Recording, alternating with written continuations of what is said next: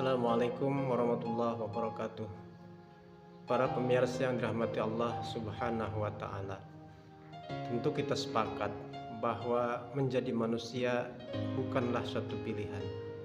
Kita lahir ke dunia menjadi seorang makhluk di antara makhluk Allah yang berjenis manusia. Itu merupakan suatu takdir.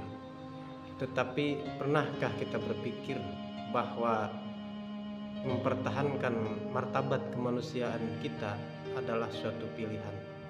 Seseorang bisa memilih apakah ia akan tetap menjaga dirinya dalam martabat kemanusiaan ataukah dia merelakan diri turun martabatnya menjadi martabat hewan. Tentu itu semua bermuara kepada bagaimana kita mengendalikan hasrat hawa nafsu kita yang apabila tidak kita kendalikan maka tidak akan ada bedanya manusia dengan hewan. Para pemirsa yang dirahmati Allah Subhanahu wa Ta'ala, hidup kita sebagai manusia tentu bukan suatu kehidupan yang abadi. Keabadian bagi manusia di dunia adalah sesuatu yang mustahil. Tetapi ada cara bagaimana agar kita tetap abadi dalam tanda petik sekalipun jasad kita sudah berkalang tanah. Dalam sebuah hadis yang diriwayatkan Imam Muslim, apabila seorang manusia meninggal dunia maka ia akan tetap hidup dalam tanda petik abadi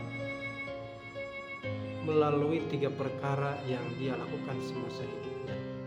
Yang pertama, melalui sedekah jariah.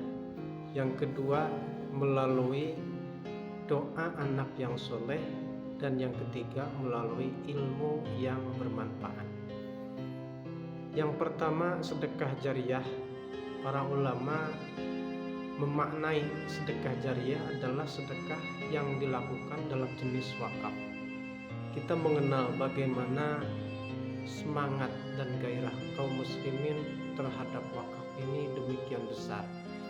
Masjid-masjid, madrasah, fasilitas umum yang terkait dengan kemaslahatan umat banyak yang berasal dari tanah wakaf. Dewasa ini wakaf juga tidak hanya terkait dengan benda tak bergerak, tapi juga benda-benda bergerak, bahkan wakaf uang. Hadirin para pemirsa yang dirahmati Allah Subhanahu wa Ta'ala, demikian betapa besar makna wakaf bagi umat sehingga Rasul menjanjikan bahwa orang yang mewakafkan hartanya adalah orang-orang yang akan abadi dalam tanda petik. Bagaimana tidak abadi? Karena orang-orang setelahnya yang menggunakan fasilitasnya akan tetap mengenang bahwa dialah sekalipun sudah meninggal dunia yang telah memberikan kemudahan dan fasilitas bagi umat. Yang kedua adalah melalui bagaimana kita mewujudkan generasi muslim yang berkualitas melalui pendidikan. Pendidikan adalah sebesar-besar investasi bagi kita sebagai orang tua dan lebih luas lagi sebagai umat, investasi dunia dan akhirat.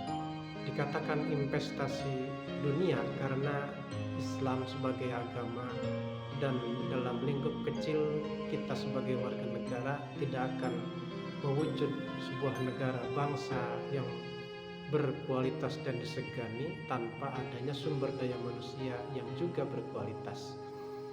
Investasi akhirat artinya bahwa ketika kita sebagai orang tua meninggal dunia maka kita meninggalkan ahli waris, manusia-manusia yang berpendidikan, manusia-manusia yang beradab, soleh, sehingga mereka mendoakan kita melalui doa-doa mereka tentang kebaikan dan nasib kita di alam akhirat.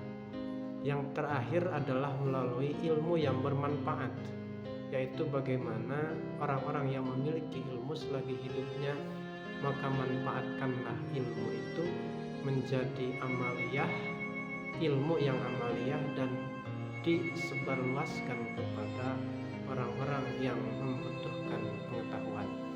Betapa besarnya jasa para guru-guru kita, bahkan para ulama yang hasil karyanya sekalipun ditulis ratusan bahkan ribuan tahun yang lalu, kita baca saat ini dan kita berusaha untuk menelaahnya, betapa besar pahala yang mereka peroleh dari hasil karya ilmiah mereka. Para pemirsa yang dirahmati Allah, demikianlah solusi bagaimana agar hidup kita tetap abadi sepanjang masa. Assalamualaikum warahmatullahi wabarakatuh.